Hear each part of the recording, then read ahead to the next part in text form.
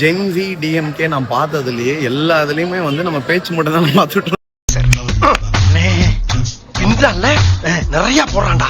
ஒரு பயங்கரமான வீச் உண்மையிலே நடந்தது. ஒரு மார்க்ஸ் சட்டமன்றம் பைத்தியமாயவன் ரொம்ப நேரம் நல்லா பேசிக்கிட்டாடையா நடத்துனாங்க.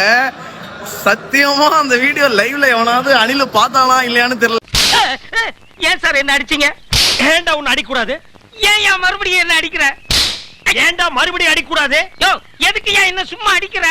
ஏன்டா சும்மா அடிக்கூடாது? இப்படிப்பட்ட நபரை செலக்ட் பண்ணதுக்காக மக்கள் வருத்தப்படுவாங்க. லைஃப்ப தொலைச்சிட்டேடா நானா.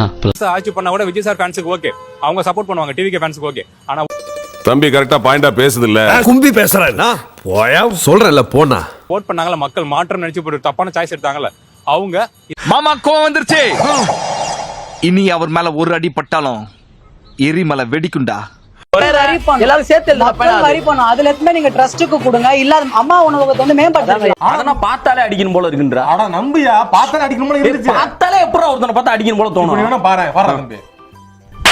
யார முறைக்கிற? ஆமா மச்சான், முறைக்கிற மாதிரி தான் இருக்கு.